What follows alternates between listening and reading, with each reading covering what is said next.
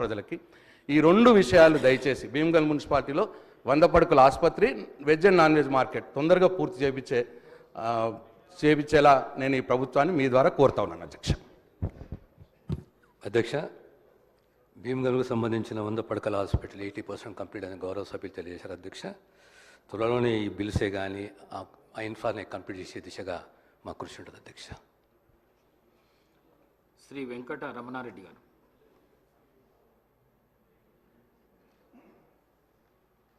అధ్యక్ష,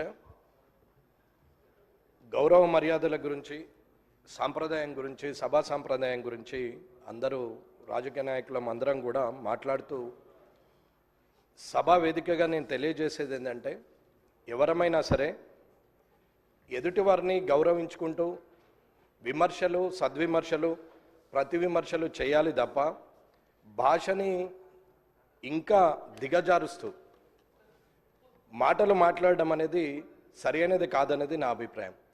కొత్తగా వచ్చిన నాలాంటి వారు 57 మంది ఈ అసెంబ్లీలో ఉన్నారు.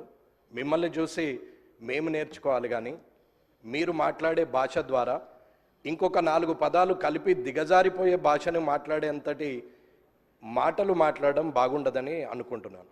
ఒకరు మూర్ఖులైతే ఇంకొకరు వారికి సద్విమర్శ చేసి సరైన మార్గంలో పెట్టాలి తప్ప, ఒకరు అన్నారు కదా నేను ఇంకొక 2-3 మాటలు ఎక్కువ మాట్లాడితే నాకు ప్రజల్లో మంచి పేరు వస్తుందని అనుకుంటున్నారు తప్ప అది బాగులేదు.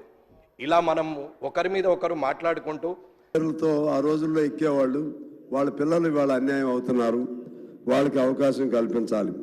అలాగే నూతన గనుల ఏర్పాటుకు సంబంధించి మనం సరే అక్కడ సెంట్రల్ గవర్నమెంట్ పెట్టినటువంటి